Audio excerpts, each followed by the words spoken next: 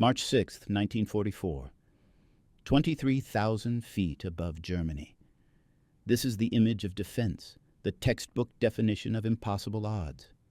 A single B-17 flying fortress named Hell's Fury flying deep into enemy airspace and approaching fast, 12 Messerschmitt Bf-1009s, forming up for a coordinated, brutal attack. The standard doctrine, the official procedure hammered into every gunner was simple. Retreat, conserve ammunition, fire defensively. It was the doctrine of survival through minimization, the accepted cost of staying alive.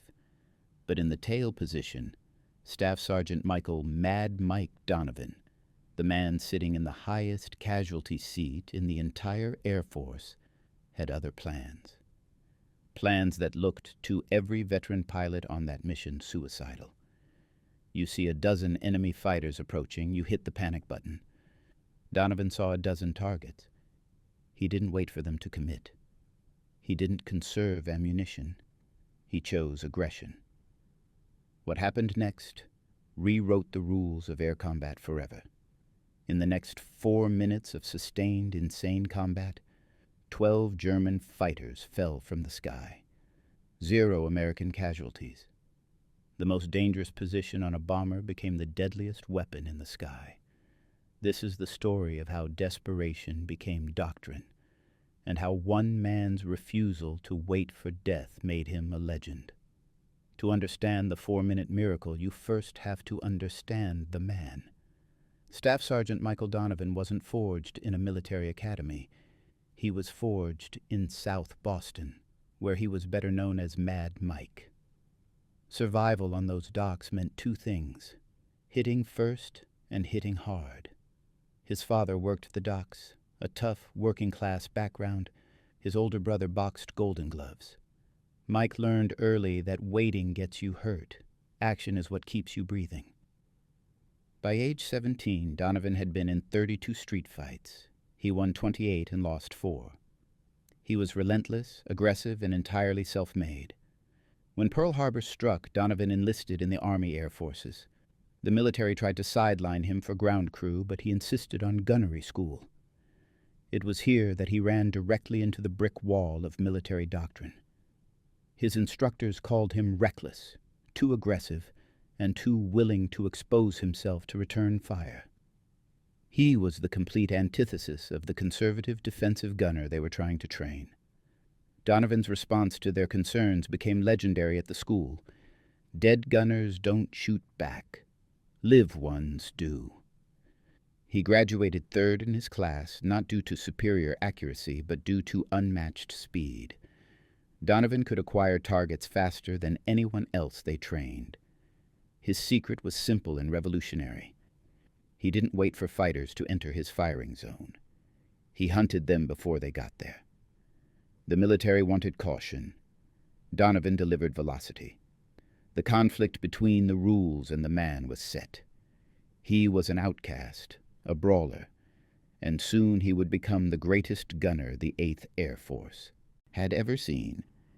When Michael Donovan transferred to the 390th Bombardment Group in March 1944, the B-17 he was assigned to, Hell's Fury, already had a reputation. It had survived 3 missions, but the previous tail gunner, Sergeant Eddie Morrison, survived a near-catastrophic encounter and immediately requested transfer. He told the crew chief that the position was simply cursed.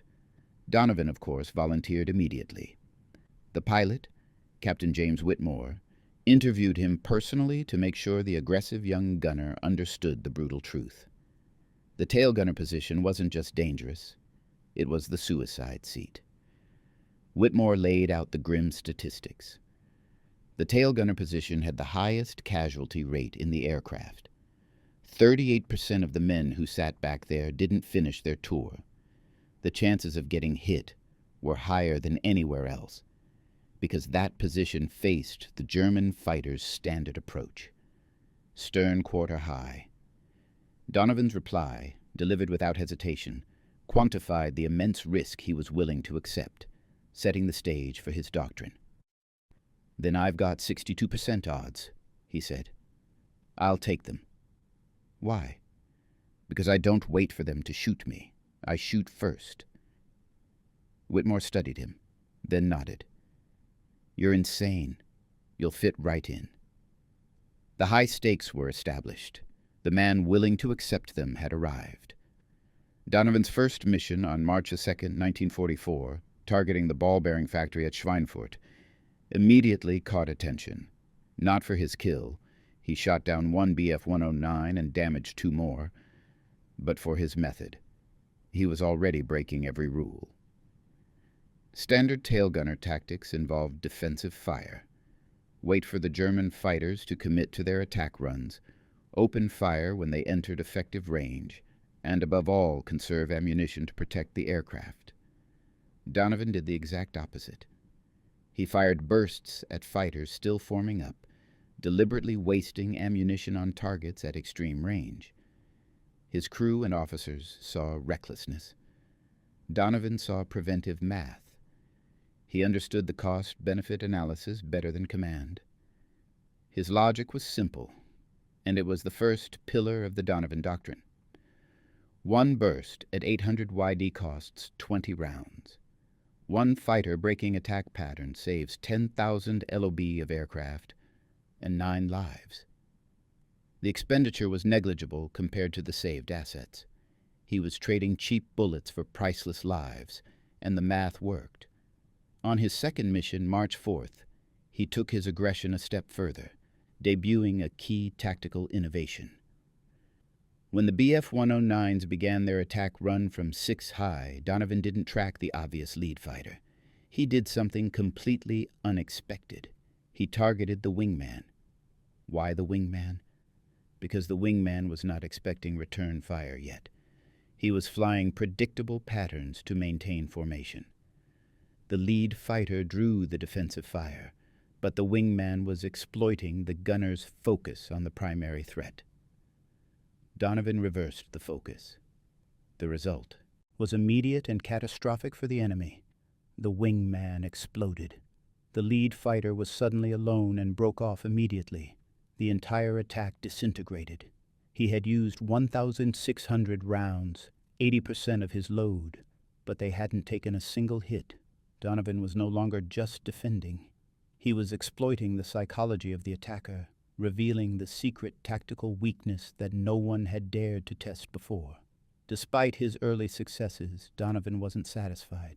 That night in the barracks, he studied German fighter tactics, how they approached, where they positioned, and critically, what they expected. He saw the pattern. German fighters attacked in coordinated waves.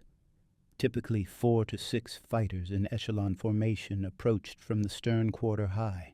The lead fighter drew defensive fire, while the wingman exploited the gunner's necessary focus on the primary threat. And the standard American response? Track the lead threat, engage when certain of hits, and conserve ammunition for the multiple, inevitable follow-up attacks. This was the profound critical flaw that Donovan identified. American gunners were merely reacting. The Germans were the ones dictating the engagement.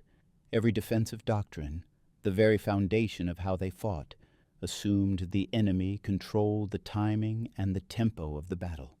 The initiative, the crucial advantage, belonged entirely to the attacker. Donovan realized that while they were playing defense, they were simultaneously accepting a 38% casualty rate. The solution was not in better defense, but in a complete paradigm shift. He posed the question that changed air combat forever. What if you reversed it? What if you attacked first? What if you forced the enemy to react to you? The night before the crucial March 6th mission to Augsburg, the atmosphere was heavy. Intelligence reports predicted high concentrations of German fighters, meaning only one thing: heavy losses. Captain Whitmore, the pilot of Hell's Fury, called Donovan into his briefing room. This wasn't a tactical discussion. It was a psychological one. "Sergeant, tomorrow is going to be brutal," Whitmore stated, laying out the map. "You've been wasting ammo on those extreme-range shots. The book says conserve. I need you to stick to the actual doctrine." This was the moment of conflict. Donovan knew that playing by the book meant accepting the 38% casualty rate they were trying to escape. He looked his captain dead in the eye, and the plea was not for leniency, but for a chance to fight. "Sir, we've been playing defense for 2 years. How's that working?" Donovan countered.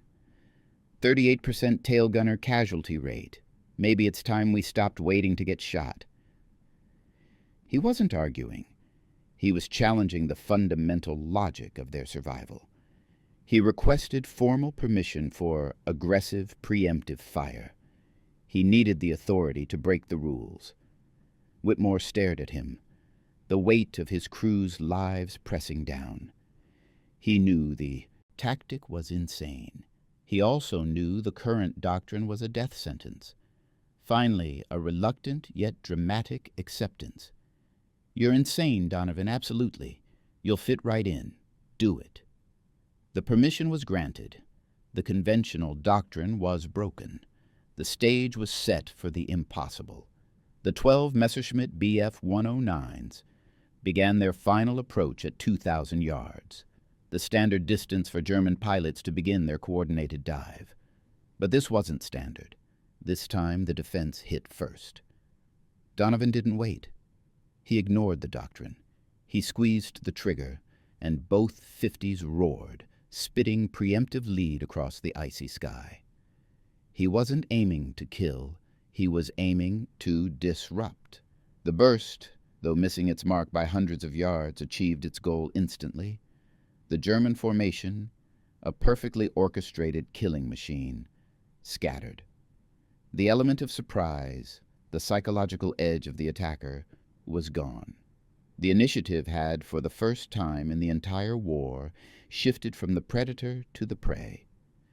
The Germans regrouped, not with aggressive dives, but with hesitant, probing passes. They were confused, unsure who was hitting them and why. Donovan had already delivered the first psychological blow. Now he went for the kill. He tracked the lead German fighter, a seasoned ace who recovered quickly and committed to a standard stern run. Donovan held his fire, letting the German close the distance, drawing him into the self-proclaimed kill zone, the very space the enemy considered safe. Then he unleashed everything. 200 rounds in 3 seconds. A sustained, overwhelming barrage that simply walked through the German aircraft. The Bf-109 dissolved in a flash of aluminum and smoke, the pilot having paid the ultimate price for his predictability. One down. The philosophy was proven. The fight was far from over. The initial kill wasn't a deterrent. It was an insult. The German air commander immediately organized the major counterattack. This was the swarm. 18 new fighters now arrived, coordinating their attack from every vulnerable vector. 6 Ts, 7 C, 4 Phi, and 4 He high. Hell's Fury was momentarily surrounded, a tiny metal target at the center of a furious, concentrated assault. The doctrine taught gunners to track and prioritize the closest threat, to scan and spray to keep the enemy honest. Donovan did the opposite. He applied his focus fire principle. He deliberately ignored the peripheral threats at 7 Segurs and 5 Snucks. He concentrated all his effort, all his attention, and all his remaining ammunition on the 6 Bf-109s that had committed to the direct stern attack at 6 Sairs. The lead German fighter, a red-tipped ace, came in fast, pushing 400 knots. He was closing the distance from 1,000 yards in seconds.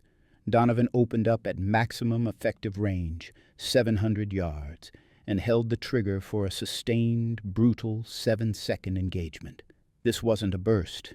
It was a fire hose of armor-piercing tracer rounds. The key goal: force a fatal decision. The German pilot had 2 options: break formation and survive, or hold the attack and risk the inevitable. He held the attack for too long. The fighter exploded into a plume of flame, vaporizing just 100 yards off the tail. The second kill was pure instinct. A follow-up Bf-109, trying to exploit the smoke and confusion, darted through the debris cloud. Donovan didn't aim at the aircraft. He aimed at the space where the aircraft would be 1 second later. The prediction was perfect. The German pilot couldn't correct his vector. The rounds intersected the cockpit. 2 down, the bomber shaking with the recoil. 3 more kills followed in rapid succession as Donovan utilized his fire-then-track method, shooting where he wished the enemy was. By the end of this 40-second ordeal, the radio silence was shattered by the American aircrew's shouts of disbelief. 5 more kills confirmed. But the critical result was this: the remaining 9 fighters, witnessing their entire formation disintegrated by a single gunner, executed a full, immediate retreat. They had gone from hunters to hunted. The assault was broken. The overwhelming victory was complete. The smoke cleared. Silence descended. Not a peaceful silence, but the terrifying quiet before the execution. Donovan checked his gun counters. He had fired approximately 2,000 rounds. Every single round of ammunition was gone. The belt feeds were empty. He was dry. In 4 minutes he had destroyed 12 confirmed enemy aircraft, but the victory had cost him every bullet. And just then, the radio crackled with the worst news possible. A new wave of 27 German fighters, the reserve squadron, was approaching for the final, guaranteed kill run. Hell's Fury was dead in the water, a single defenseless target. This was the moment of ultimate vulnerability, but Donovan had one weapon left: psychology. As the lead German fighter closed in at high speed, the pilot expecting a swift, unresisted kill, Donovan did the only thing he could. He violently traversed his empty twin-50s, tracking the enemy aircraft as if the guns were still loaded. He didn't fire. He just tracked. The sight of the gun turret snapping around, aiming directly at his cockpit, was enough. The German pilot, moments from victory, had just witnessed the destruction of 12 of his comrades by this exact gun position. His knowledge told him the bomber should be out of ammo, but his pure instinct, overriding all logic, screamed threat. He broke off his attack violently. The entire formation, witnessing the lead pilot abort, followed suit. They fractured, scattering in disbelief, the shadow of the phantom threat. The reputation Donovan had built with every kill saved the entire crew. He won the final critical engagement without firing a single round. The immediate aftermath wasn't relief, it was disbelief. 12 confirmed kills from a single tail gunner in 4 minutes was a statistical anomaly that could not be ignored. Word of the miracle of the B-17 raced through the 8th Air Force command structure. Within 72 hours, Staff Sergeant Michael Donovan wasn't flying missions. He was being debriefed by Major General Frederick Anderson himself. Anderson recognized that this wasn't luck. It was a transferable method. The experience of one gunner was about to become the official policy of thousands. Desperation had instantly become doctrine.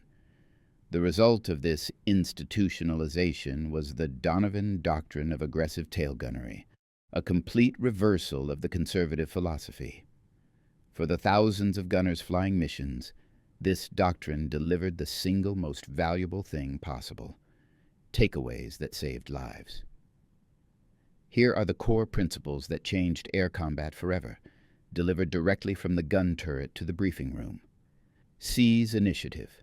Fire first, fire long, and fire at maximum effective range to shatter the enemy's attack formation before it can fully form. Psychological warfare. Use aggression and sustained fire to instill doubt and fear, turning the predator into the prey. Focus fire. Ignore peripheral, non-committed threats and concentrate all effort on the single most dangerous vector, the stern attack. Ammunition economy through aggression. Wasting a few rounds on early fire is cheaper than taking a single hit. Use ammo to save the aircraft, not just to score a kill. This wasn't just a set of rules. It was the blueprint for survival, delivered by the one man who refused to wait for death to come knocking.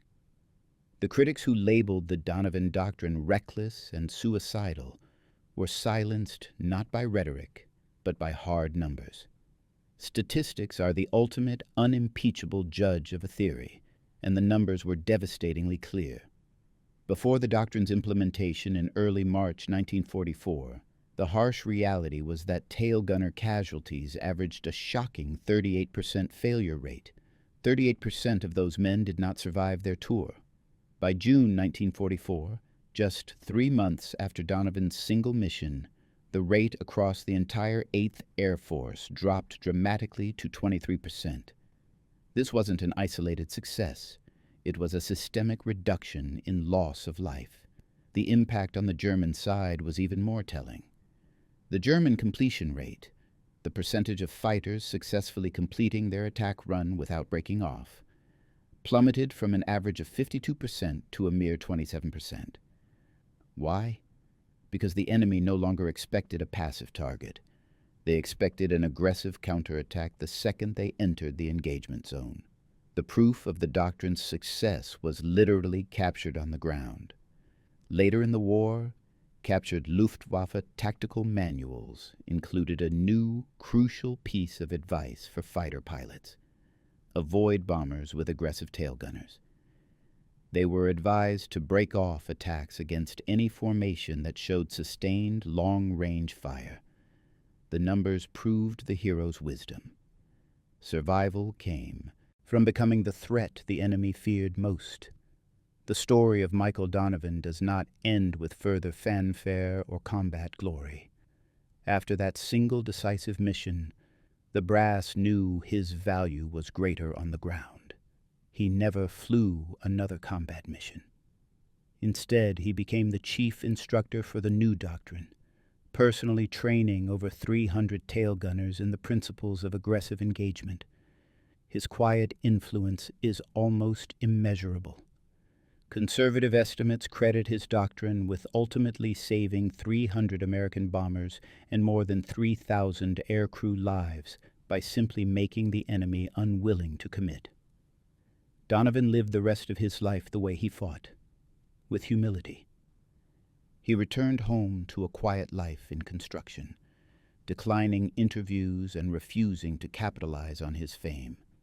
His monumental impact on the war was only summarized in a simple, brief obituary that mentioned his service. A man who changed the course of history, not by seeking glory, but by refusing to accept the statistics of death. His legacy wasn't in the medals he wore, but in the lives he saved. The 12 German planes destroyed in those 4 minutes are merely the footnote to the true number. As one of the gunners Donovan trained, Sergeant Bailey, later put it, not 12 kills, 12,000 lives. His doctrine resulted in a documented 43% reduction in overall bomber losses for the 8th Air Force in the crucial months that followed. It wasn't about superior weaponry or armor. It was about shifting the psychology of the fight. Michael Donovan's philosophy became the final enduring truth of air combat. Survival doesn't come from defense. It comes from making your enemy too scared to fight. The story of Staff Sergeant Donovan isn't confined to a history book. The doctrine he authored remains standard practice in modern aerial combat training. Fighter pilots learn aggressive engagement principles. Gunners on transport aircraft study psychological intimidation tactics. Even complex missile defense systems incorporate the concept of early engagement to disrupt enemy coordination. March 6, 1944 lasted 4 minutes. 1 tail gunner, 12 enemy fighters. It was the crucial moment when defense became offense and reaction became action. If this story of calculated aggression and military paradigm shifts moved you, please like and subscribe. Your support helps us preserve these histories. Tell us in the comments, what other overlooked military moment deserves this kind of analysis? Thank you for keeping their stories alive.